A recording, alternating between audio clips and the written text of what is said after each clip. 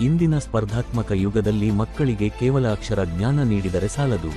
ಶಿಕ್ಷಣದೊಂದಿಗೆ ಉತ್ತಮ ಸಂಸ್ಕಾರವನ್ನು ನೀಡಿದಾಗ ಮಾತ್ರ ಅವರು ದೇಶದ ಶಕ್ತಿಶಾಲಿ ಪ್ರಜೆಗಳಾಗಿ ಹೊರಹೊಮ್ಮಲು ಸಾಧ್ಯ ಎಂದು ಮಾಜಿ ಉಪಮುಖ್ಯಮಂತ್ರಿ ಹಾಗೂ ಅಥಣಿ ಶಾಸಕ ಲಕ್ಷ್ಮಣ ಸವದಿ ಹೇಳಿದರು.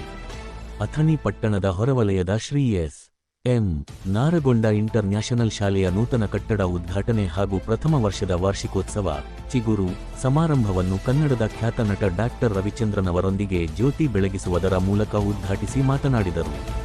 ಅಥಣಿ ಭಾಗದ ಗ್ರಾಮೀಣ ಮಕ್ಕಳಿಗೆ ಗುಣಮಟ್ಟದ ಶಿಕ್ಷಣ ನೀಡುವ ಉದ್ದೇಶದಿಂದ ಈ ಸಂಸ್ಥೆಯನ್ನು ಸ್ಥಾಪಿಸಿರುವುದು ಹೆಮ್ಮೆಯ ವಿಷಯ.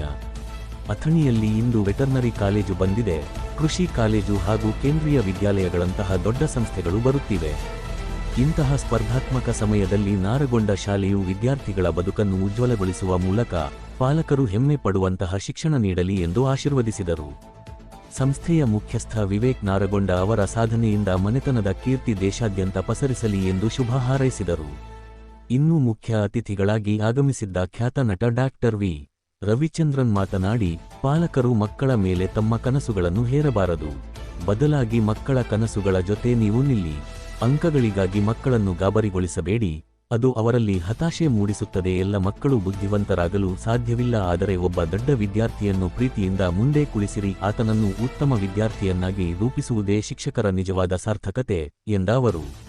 ಓದುವ ವಯಸ್ಸಿನಲ್ಲಿ ಓದಿದರೆ ಜೀವನ ಪೂರ್ತಿ ಸುಖವಾಗಿರಬಹುದು. ಮೊಬೈಲ್ ವ್ಯಾಮೋಹ ಬಿಟ್ಟು ಅಭ್ಯಾಸದ ಕಡೆ ಗಮನಹರಿಸಿ ಎಂದು ಸಲಹೆ ನೀಡಿದರು. ಈ ಸಂದರ್ಭದಲ್ಲಿ ಶಾಲೆಯ ಸಾಧಕ ವಿದ್ಯಾರ್ಥಿಗಳಿಗೆ ಪ್ರಶಸ್ತಿ ವಿತರಿಸಲಾಯಿತು. ದಿವ್ಯ ಸಾನ್ನಿಧ್ಯ ವಹಿಸಿದ ಶ್ರೀಮಣಿಪ್ರ ಡಾಕ್ಟರ್ ಮಹಾಂತ ಪ್ರಭು ಸ್ವಾಮಿಗಳು ಆಶೀರ್ವಚನ ನೀಡಿದರು.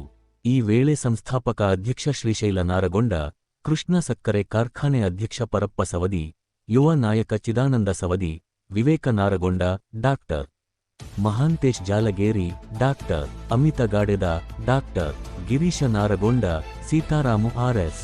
ಎಂಆರ್. ಮುಂಜಿ ಸೇರಿದಂತೆ ಸಂಸ್ಥೆಯ ಪದಾಧಿಕಾರಿಗಳು, ಶಿಕ್ಷಕ ವೃಂದ, ಪಾಲಕರು ಹಾಗೂ ಅಭಿಮಾನಿಗಳು ಸಮಾರಂಭದಲ್ಲಿ ಉಪಸ್ಥಿತರಿದ್ದರು.